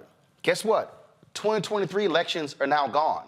Now the focus is, okay, in where I live, what are there school board races next year? Are there county races, city races, state rep, state senate, gubernatorial? Obviously, it's going to be congressional, presidential. This is where take a breath, get some rest, get recharged, get refurbished, but it's time to go to work. You're absolutely correct. And look, at this period of time when the Republican Party is effectively in shambles, it's not a functioning party, Democrats cannot just simply count on the fact that Donald Trump's going to be in prison and they're going to win by default, which is the attitude that I hear from a lot of Democratic political strategists in the majority right now. The reason that they feel they don't have to put their pedal to the metal in this election, they can kind of wait it out because they want to play that game with just being in the center, being in the middle, not taking any strong positions, and just let the Republicans defeat themselves. That is not a winning strategy. If you want African Americans to turn out in the same numbers they turned out to save you in 2020 and in 2012, you need to put the work in. If you want young voters to turn out in record numbers, remember these Gen Z voters, they think of President Trump as being the president of free stimulus checks, of PPP loans, and of reality TV, and not having to go to school. They don't have the same view of Trump as other voters do. You have to put in the work to bring them around. It's not enough just simply to have meetings with the elites at the White House. You need to hit the ground running, put forward the legislative agenda that you promised in 2020, show the people you're fighting for it, and show people that with another term, you'll get the job done. Rebecca. The Democratic Party can't rely on suburban white women in order to win next year. If that was the case, then last night in the Jackson northern suburbs in Ridgeland, which is Madison County, Mississippi, we would have seen Tate Reeves get voted out as governor, right? So we can't rely on those white women in the suburbs. Instead, it's reaching out to the people who brought you to the dance. In 2020, it was young people that brought Biden to the dance. It was Black men, Black women that brought Biden to the dance. So he's got to spend time doing some deep investment, and not just with those who are quote unquote part of the talented 10th.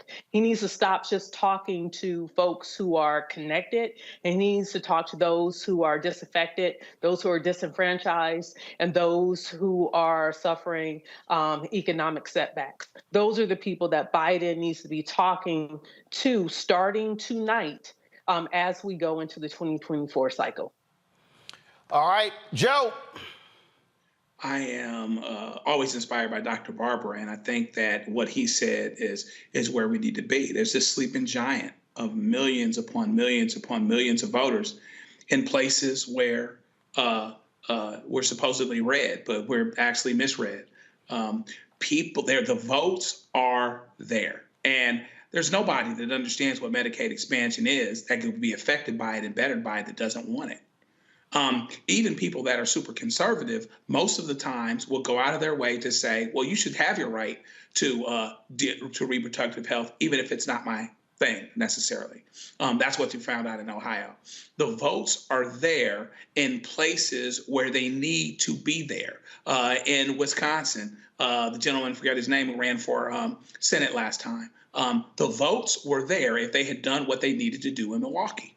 And so as long as we are intentional about going out, educating voters, connecting them to those issues, listening, so that we know that what we are doing is not being pitched on deaf ears, and we're putting them out in the front to help sell what it is that needs to happen, then we can continue to be successful. Again, the Democrats are on the right side of most bread and butter, regular folk issues. And so what we can do is, if we do that work, we can win, but the work has to be done, and it has to be done long term. Robert.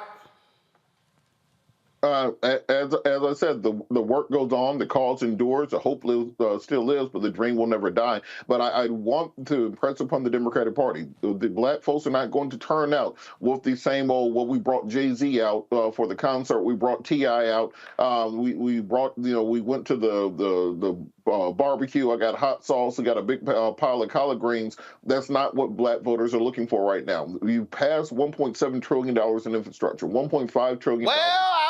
I gotta stop. Hold up, I gotta stop you there because the Black Voters Matter folks properly use collard greens and food to register people. So I gotta stop you there because hold up, in your state of Georgia, they were very successful by pairing food drives with voter registration. So I gotta slow you down a little bit there. We can do that in the third rail. From the administration, we need policy, we need legislation. That's what I'm saying, but you gotta specify.